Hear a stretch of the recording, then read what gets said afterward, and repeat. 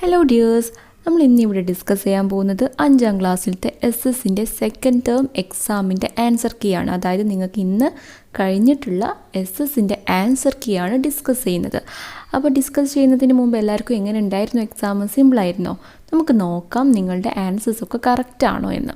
Okay, അപ്പോൾ അതിന് മുമ്പ് കുറച്ച് നിർദ്ദേശങ്ങൾ ഇവിടെ ഉണ്ട്, ഇൻസ്ട്രക്ഷൻസ് ഉണ്ട്. എന്താണ് അത്? നിങ്ങൾക്ക് 15 മിനിറ്റ് കൂൾ ഓഫ് ടൈം ഉണ്ടായിരുന്നു. അതേപോലെ തന്നെ ആ ഒരു ടൈമിൽ നിങ്ങൾ എന്ത് ചെയ്യണം? ക്വസ്റ്റ്യൻസൊക്കെ നന്നായിട്ടൊന്ന് വായിച്ച് നോക്കണം. എന്നിട്ട് നിങ്ങൾക്ക് ഏറ്റവും അറിയാവുന്ന ഈ ഒരു ചോദ്യ പേപ്പറിൽ 7 ആക്ടിവിറ്റിയാണുള്ളത്. അതിൽ ഏതെങ്കിലും നന്നായിട്ട് അറിയാവുന്ന 5 ആക്ടിവിറ്റിക്ക് നിങ്ങൾ ഉത്തരം എഴുതിയാൽ മതി.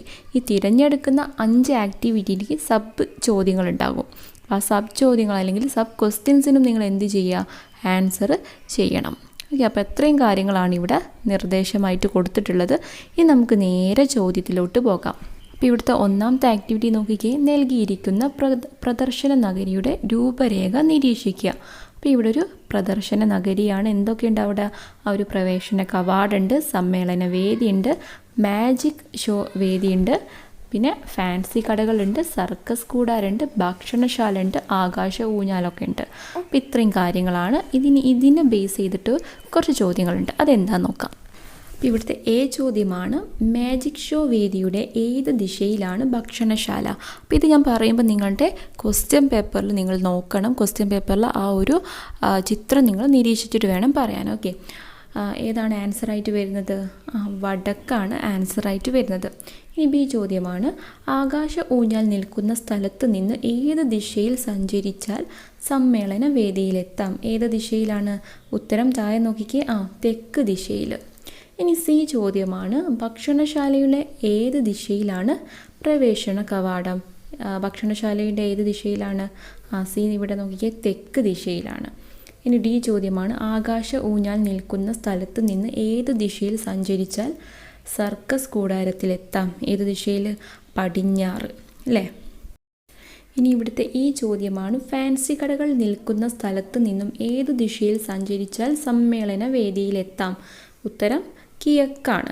ഓക്കെ, അപ്പോൾ ഇവിടെ ഇതൊക്കെ തന്നെ ശരിയാണെങ്കിൽ നിങ്ങൾക്ക് 5 മാർക്കാണ് ലഭിക്കുക. അപ്പോൾ ഇത് പടിഞ്ഞാറാണോ കിഴക്കാണോ അതേപോലെ തന്നെ എന്താണ് വടക്കാണോ എന്നൊക്കെ നിങ്ങൾക്ക് നോക്കാൻ ആ ഒരു ചിത്രത്തിൻ്റെ ഏറ്റവും മുകളിലായിട്ട് ദിശകൾ തന്നിട്ടുണ്ട്. അപ്പോൾ അത് വെച്ച് നോക്കിയിട്ട് നിങ്ങൾക്ക് ഉത്തരം എഴുതിയാൽ മതി. ഈ രണ്ടാമത്തെ പ്രവർത്തനമാണ്, നമ്മുടെ രാജ്യത്ത് നിലനിൽക്കുന്ന ഭരണവ്യവസ്ഥകളുമായി ബന്ധപ്പെട്ട് 2 വാർത്തകളാണ് തന്നിരിക്കുന്നത്. അപ്പോൾ ഇവിടെ തന്നിരിക്കുന്ന വാർത്തകൾ എന്തൊക്കെയാണെന്ന് നോക്കിക്കേ. വാർഡിലെ വികസന പ്രവർത്തനങ്ങൾക്ക് ഗണനാക്രമം അംഗീകരിച്ച് ഗ്രാമസഭ വാർഡ് സഭ അവസാനിച്ചു. പിന്നെ രണ്ടാമത്തെ ബോർഡാണ്, ബില്ലുകൾ പാസ്സാക്കി നിയമസഭ അനിശ്ചിതകാലത്തേക്ക് പിരിഞ്ഞു. ഇങ്ങനെയാണ് 2 ബോർഡിൽ എഴുതിയിട്ടുള്ള കുറച്ച് വാർത്തകൾ. ഇനി ചോദ്യമാണ്, ഇതിൽ പ്രത്യക്ഷ ജനാധിപത്യവുമായി ബന്ധപ്പെട്ട് സഭ ഏതെന്ന് കണ്ടെത്തി എഴുതുക. അപ്പോൾ ഇതിൻ്റെ ആൻസറായിട്ട് നിങ്ങൾക്ക് ഗ്രാമസഭ അല്ലെങ്കിൽ വാർഡ് സഭ എഴുതിയാൽ നിങ്ങൾക്ക് 1 മാർക്കാണ് ലഭിക്കുക. ഇനി ബി ചോദ്യമാണ്, ജനുവരി 25 സമ്മതിദാന ദിനമാണല്ലോ. ഇതിൻ്റെ ഭാഗമായി ജനാധിപത്യത്തിൻ്റെ സവിശേഷതകൾ എന്ന വിഷയത്തെക്കുറിച്ച് പ്രസംഗിക്കുന്നതിന് മിട്ടു തയ്യാറാക്കിയ ആശയമാണ് താഴെ തന്നിരിക്കുന്നത്. കൂടുതൽ ആശയങ്ങൾ കൂട്ടിച്ചേർക്കുക.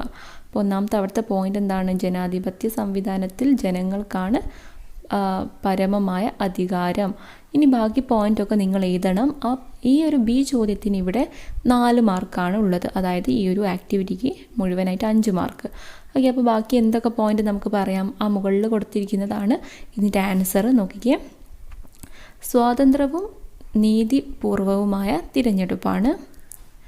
പിന്നെ ഗവൺമെൻറ്റിൻ്റെ വിമർശനങ്ങളിലൂടെ മെച്ചപ്പെടുത്താൻ സഹായിക്കുന്ന പ്രതിപക്ഷം, രണ്ടാമത്തെ പോയിൻ്റ്.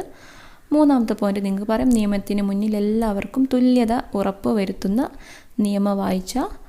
പിന്നെ 4ാമത്തെ പോയിൻ്റ്, ജനങ്ങളെയും ഭരണകൂടത്തെയും തമ്മിൽ ബന്ധിപ്പിക്കാൻ സഹായിക്കുന്ന സ്വതന്ത്ര വാർത്താ മാധ്യമങ്ങൾ. പിന്നെന്താണ്? സ്വതന്ത്രവും നിഷ്പക്ഷവുമായ നീതിന്യായ വ്യവസ്ഥ. അപ്പോൾ ഇത്രയും പോയിൻ്റുകളാണ്. അപ്പോൾ ഇതിൽ ഏതെങ്കിലും 4 പോയിൻ്റ് എഴുതിയാൽ നിങ്ങൾക്ക് ഫുൾ മാർക്ക് ലഭിക്കും. അതായത് 4 മാർക്ക് നിങ്ങൾക്ക് ലഭിക്കും. ഓക്കെ, ഇനി അടുത്ത പ്രവർത്തനത്തിലേക്ക് നമുക്ക് പോകാം. പ്രവർത്തനം 3. അപ്പോൾ ഇവിടുത്തെ ചോദ്യമാണ്, ഗാന്ധിജിയുടെ നേതൃത്വത്തിൽ വസ്ത്രത്തെയും വസ്ത്രധാരണത്തെയും സമരായുധമാക്കിക്കൊണ്ട് ഇന്ത്യൻ ജനത സ്വാതന്ത്ര്യത്തെ സ്വാതന്ത്ര്യ സമരത്തെ ഒരു ബഹുജന പ്രക്ഷോഭമാക്കി മാറ്റി.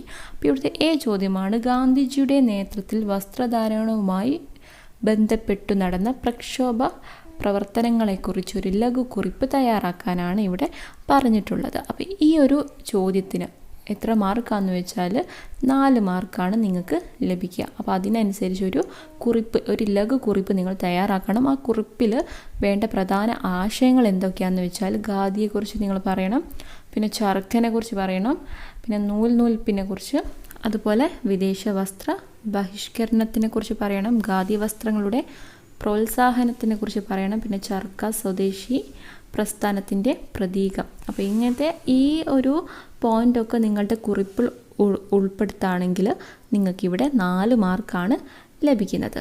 ഇനി ബി ചോദ്യമാണ്, തിരുവിതാംകൂറിൽ എല്ലാ സ്ത്രീകൾക്കും മേൽവസ്ത്രം ധരിക്കാനുള്ള അവകാശം അനുവദിച്ചുകൊണ്ട് 1859 വിളംബരം പുറപ്പെടുവിച്ച ഭരണാധികാരി ആരായിരുന്നു? ഉത്രം തിരുനാൾ മാർത്താണ്ഡവർമ്മയാണ്. അപ്പോൾ ഇതിന് 1 മാർക്ക്. അങ്ങനെ ഈ ഒരു ആക്ടിവിറ്റിക്ക് മുഴുവനായിട്ട് 5 മാർക്കാണ് ലഭിക്കുക. ഇതൊക്കെ നന്നായിട്ട് എഴുതിയിട്ടുണ്ടെന്ന് വിചാരിക്കുന്നു. പിന്നെ ഇവിടെ 4ാമത്തെ പ്രവർത്തനമാണ് ചോദ്യം. പഠന പ്രവർത്തനത്തിൻ്റെ ഭാഗമായി ഭൂഖണ്ഡങ്ങളുടെ രൂപമുള്ള സ്റ്റിക്കറുകൾ ഉപയോഗിച്ചിട്ട് ചുമർ പത്രിക തയ്യാറാക്കുകയാണ് മിയ. ഭൂഖണ്ഡങ്ങളെ തിരിച്ചറിയാൻ മിയയെ സഹായിക്കാമോ? അപ്പോൾ ഇവിടെ എന്താണ് മിയ ഒരു ഭൂഖണ്ഡങ്ങളുടെ സ്റ്റിക്കറാണ് ഇവിടെ ചുമർ പതിപ്പിൽ ഒട്ടിക്കുന്നത്. അപ്പോൾ ഇവിടുത്തെ ഏതൊക്കെ ഭൂഖണ്ഡമാണ് എന്ന് നിങ്ങൾ തിരിച്ചറിയാം. അപ്പോൾ ഭൂഖണ്ഡങ്ങളുടെ രൂപം ഇതാണ്, പേര് എഴുതണം. 1ാമത് അവിടെ കൊടുത്തിട്ടുണ്ട് ഏഷ്യ, ഏറ്റവും ലാസ്റ്റിലത്തെ അവിടെ കൊടുത്തിട്ടുണ്ട് അന്റാർട്ടിക്ക എന്ന് കൊടുത്തിട്ടുണ്ട്. ബാക്കി എ മുതൽ ഇ വരെ നമ്മൾ കണ്ടെത്തണം. അപ്പോൾ ഇവിടുത്തെ 7 ഭൂഖണ്ഡങ്ങളുടെ പേരൊക്കെ നിങ്ങൾക്ക് അറിയാമെന്ന് വിചാരിക്കുന്നു. ഇവിടെ എ എന്ന് പറയുന്നത് വടക്കേ അമേരിക്കയാണ്, ബി എന്ന് പറയുന്നത് ഓസ്ട്രേലിയ ആണ്, സി എന്ന് പറയുന്നത് യൂറോപ്പാണ്, ഡി എന്ന് പറയുന്നത് ആഫ്രിക്ക, ഇ തെക്കേ അമേരിക്ക. അപ്പോൾ ഇങ്ങനെയാണ് ഇവിടുത്തെ ശരിയായിട്ടുള്ള ഉത്തരമെന്ന് പറയുന്നത്. അപ്പോൾ ഇതൊക്കെ നിങ്ങൾ കറക്റ്റായിട്ട് എഴുതിയിട്ടുണ്ടെന്ന് വിചാരിക്കുന്നു. ഇനി 5ാമത്തെ പ്രവർത്തനമാണ്, ആധുനിക സമൂഹത്തിൻ്റെ രൂപീകരണത്തിൽ ഗതാഗത സംവിധാനങ്ങൾ പ്രധാന പങ്ക് വഹിക്കുന്നുണ്ട്. അപ്പോൾ ഇവിടെ കുറച്ച് പോസ്റ്ററുകൾ തന്നിട്ടുണ്ട്. എല്ലാ വിഭാഗ ജനങ്ങൾക്കും പ്രാപ്യമാകുന്ന ഗതാഗത സംവിധാനം, പിന്നെ മലിനീകരണം കുറവുള്ള ഗതാഗത സംവിധാനം, പിന്നെ രാജ്യങ്ങൾ തമ്മിലുള്ള ചരക്ക് കൈമാറ്റത്തിന് കൂടുതൽ അനുയോജ്യമായ ഗതാഗതം, ഏറ്റവും വേഗമേറിയ ഗതാഗത മാർഗം, ഏറ്റവും ചെലവ് കുറഞ്ഞ ഗതാഗത മാർഗം, മത്സ്യബന്ധനത്തിന് കൂടി ഉപയോഗപ്പെടുത്തുന്ന ഗതാഗത മാർഗം. അപ്പോൾ ഇങ്ങനെയാണ് പോസ്റ്റർ ഉള്ളത്. നമ്മളുടെ ഗതാഗത സംവിധാനവുമായിട്ടുള്ള കുറച്ച് കാര്യങ്ങളാണ്. അപ്പോൾ ഇവിടുത്തെ ചോദ്യമാണ്. അപ്പോൾ ഇവിടുത്തെ ചോദ്യം, നൽകിയിരിക്കുന്ന ആശയങ്ങളിൽ നിന്നും ജലഗതാഗതവുമായി ബന്ധപ്പെട്ടവ കണ്ടെത്തി എഴുതാനാണ് പറഞ്ഞിരിക്കുന്നത്. അപ്പോൾ ഇതിൻ്റെ ഉത്തരമാണ് താഴെ കൊടുത്തത്. ഏറ്റവും ചെലവ് കുറഞ്ഞ ഗതാഗത മാർഗം, മലിനീകരണം കുറവ്, രാജ്യങ്ങൾ തമ്മിലുള്ള ചരക്കു കൈമാറ്റത്തിന് കൂടുതൽ അനുയോജ്യം, മത്സ്യബന്ധനത്തിന് കൂടി രൂപപ്പെടുത്തുന്ന ഗതാഗത സംവിധാനം. ഓക്കെ, അതായത് നമ്മുടെ ജലഗതാഗതവുമായി ബന്ധപ്പെട്ടിട്ടുള്ള പോയിന്റുകളാണ് ഇവിടെ തന്നത്. ഇങ്ങനെ നിങ്ങൾ എഴുതുകയാണെങ്കിൽ നിങ്ങൾക്ക് ഇവിടെ 4 മാർക്കാണ് ലഭിക്കുന്നത്. ഇനി ഇവിടുത്തെ ബി ചോദ്യമാണ്, കിഴക്കിൻ്റെ വെനീസ് എന്നറിയപ്പെടുന്ന പട്ടണം ഏതാണ്? കിഴക്കിൻ്റെ വെനീസ് എന്നറിയപ്പെടുന്ന പട്ടണം ഏതാണ്? ആലപ്പുഴയാണ്. അപ്പോൾ അത് ശരിയാണെങ്കിൽ നിങ്ങൾക്ക് 1 മാർക്ക്. അങ്ങനെ 5 മാർക്കാണ് ഈ ഒരു ആക്ടിവിറ്റി പ്രവർത്തനം 5ന് ലഭിക്കുന്നത്. ഇനി പ്രവർത്തനം 6 ഇന്ത്യയെ അറിയാൻ എന്ന വിഷയത്തെ അടിസ്ഥാനമാക്കി ടിനു തയ്യാറാക്കിയ ആശയപടമാണ് തന്നിരിക്കുന്നത്. ഇവിടുത്തെ ചോദ്യമാണ്, തന്നിരിക്കുന്ന ഭൂപടം നിരീക്ഷിച്ച് വിട്ടുപോയ ഭാഗം പൂർത്തിയാക്കാനാണ്. അതായത് ഏറ്റവും ചെറിയ അയൽ രാജ്യം ഏതാണെന്ന് ഇവിടെ കൊടുത്തിട്ടുണ്ട്, ഭൂട്ടാൻ.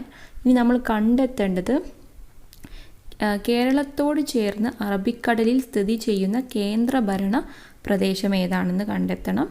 അത് 1ാമത്തത്. 2ാമത്തത് മഹാരാഷ്ട്ര സംസ്ഥാനത്തിൻ്റെ തലസ്ഥാനം ഏതാണെന്ന് കണ്ടെത്തുക. 3ാമത്തത് ഏറ്റവും കൂടുതൽ സംസ്ഥാനങ്ങളുമായി അതിർത്തി പങ്കിടുന്ന ഇന്ത്യൻ സംസ്ഥാനം ഏതാണെന്ന് എഴുതണം. പിന്നെ ഏറ്റവും കുറവ് കടൽ തീരമുള്ള ഇന്ത്യൻ സംസ്ഥാനം, അത് 4ാമത്തത്. ഇങ്ങനെ 4 ഇവിടെ പൂരിപ്പിക്കാനാണ്. നിങ്ങൾ ഏതൊക്കെയാണ് ആൻസർ ശരിയാണോ എന്ന് നോക്കുക. അപ്പം ഇവിടുത്തെ ആൻസർ 1ാമത്തത് കേരളത്തോട് ചേർന്ന് അറബിക്കടൽ സ്ഥിതി ചെയ്യുന്ന കേന്ദ്ര ഭരണ പ്രദേശമാണ് ലക്ഷദ്വീപ്. അതാണ് ഒന്നാമത്തത്. രണ്ടാമത്തത് മഹാരാഷ്ട്ര സംസ്ഥാനത്തിൻ്റെ തലസ്ഥാനം എവിടെയാണ്? മുംബൈ ആണ് രണ്ടാമത്തെ ഉത്തരം. ഇനി മൂന്നാമത്തത് ഏറ്റവും കൂടുതൽ സംസ്ഥാനങ്ങളുമായി അതിർത്തി പങ്കിടുന്ന ഇന്ത്യൻ സംസ്ഥാനം ഏതാണ്? അത് ഉത്തർപ്രദേശാണ്. മൂന്നാമത്തെ ആൻസർ അതാണ്. പിന്നെ ഏറ്റവും കുറവ് കടൽ തീരമുള്ള ഇന്ത്യൻ സംസ്ഥാനം അത് ഗോവയാണ്. നാലാമത്തെ ഉത്തരം. അപ്പോൾ ഇങ്ങനെയാണ് ആൻസർ വരുന്നത്. അപ്പോൾ ഇത് ആൻസറൊക്കെ ശരിയാണെങ്കിൽ നിങ്ങൾക്ക് 4 മാർക്കാണ് ലഭിക്കുന്നത്. പിന്നെ ഇവിടുത്തെ ബി ചോദ്യമാണ് സംസ്ഥാനത്തെ തിരിച്ചറിയുക. ഇന്ത്യയുടെ കിഴക്കൻ തീരത്ത് സ്ഥിതി ചെയ്യുന്നു. തലസ്ഥാനം കൊൽക്കത്ത. ഭൂട്ടാൻ, നേപ്പാൾ, ബംഗ്ലാദേശ് എന്നീ രാജ്യങ്ങളുമായി അതിർത്തി പങ്കിടുന്നു. ഏതാണ് ആ സംസ്ഥാനം? പശ്ചിമ ബംഗാളാണ്. അപ്പോൾ അതാണ് ശരിയായിട്ടുള്ള ഉത്തരം. അതിന് 1 മാർക്കാണ്. ഇനി ലാസ്റ്റ് പ്രവർത്തനമാണ് പ്രവർത്തനം 7. ഇനി ആക്ടിവിറ്റി എ ആണ്. ശാസ്ത്ര സാങ്കേതിക രംഗങ്ങളിലുണ്ടായ വികാസം ആശയവിനിമയ രംഗത്ത് വൻ കുതിച്ചു ചാട്ടങ്ങൾക്ക് വഴിയൊരുക്കി. ഇവിടുത്തെ എ ചോദ്യമാണ്. വ്യക്തിഗത ആശയവിനിമയ രീതികളും ബഹുജന ആശയവിനിമയ രീതികളും തമ്മിൽ താരതമ്യം ചെയ്ത് ഉദാഹരണ സഹിതം കുറിപ്പ് തയ്യാറാക്കാനാണ് പറഞ്ഞത്. അപ്പോൾ ഇവിടുത്തെ ആൻസറായിട്ട് നമുക്ക് പറയാം, വ്യക്തിഗത ആശയവിനിമയത്തിൽ ഒരു വ്യക്തിയിൽ നിന്ന് മറ്റൊരു വ്യക്തിയിലേക്ക് ആശയങ്ങളോ സന്ദേശങ്ങളോ വിനിമയം ചെയ്യുന്നു. ഉദാഹരണം കത്ത്, telegraph, telephone, fax etcetera. Okay. ഇനി ബഹുജന ആശയവിനിമയത്തിൽ ഒരു സന്ദേശമോ ആശയമോ ഒരേ സമയം വലിയൊരു ജനവിഭാഗത്തിലേക്ക് വിനിമയം ചെയ്യുന്നു. അതിനുദാഹരണമാണ് സമൂഹ മാധ്യമങ്ങൾ, മൊബൈൽ ഫോൺ, പത്രം, ചാനലുകൾ. അപ്പം ഇങ്ങനെ എഴുതിയാൽ നിങ്ങൾക്ക് ഇവിടെ 4 മാർക്കാണ് ലഭിക്കുന്നത്. ഇനി ഇവിടുത്തെ ബി ചോദ്യമാണ്. തന്നിരിക്കുന്ന ലോഗോകളിൽ ഇന്ത്യൻ തപാലുമായി ബന്ധപ്പെട്ട ലോഗോ കണ്ടെത്തി എഴുതാനാണ് പറഞ്ഞിരിക്കുന്നത്. ഏതാണ്? ഇവിടെ ബി ആണ് ശരിയായിട്ടുള്ള ഉത്തരം. തപാൽ പോസ്റ്റൽ ലോഗോ ആണ് ശരിയായിട്ടുള്ള ഉത്തരം. അപ്പോൾ ഇത്രയാണ് ഈ ഒരു ക്വസ്റ്റ്യൻ പേപ്പറിലെ ചോദ്യങ്ങൾ എന്ന് പറയുന്നത്. നിങ്ങൾക്ക് എങ്ങനെ ഉണ്ടായിരുന്നൊക്കെ കമൻറ്റ് ചെയ്യുക. പിന്നെന്താണ്, അതെ, നാളെ ഇപ്പോൾ നിങ്ങൾക്ക് BS ആണ്. അപ്പോൾ അതുകൊണ്ട് നിങ്ങൾ നന്നായിട്ട് പ്രിപ്പയർ ചെയ്യുക. നാളത്തെ ആൻസർ കീയൊക്കെ ഈ ഒരു ചാനലിൽ ഇടുന്നതായിരിക്കും. അപ്പോൾ ഇത്രയേ ഉള്ളൂ പറയാൻ. എൻ്റെ ചാനൽ ആദ്യമായിട്ടാണ് കാണുന്നതെങ്കിൽ ലൈക്ക് ചെയ്യുക, ഷെയർ ചെയ്യുക, അതേപോലെ തന്നെ സബ്സ്ക്രൈബും ചെയ്യുക. താങ്ക്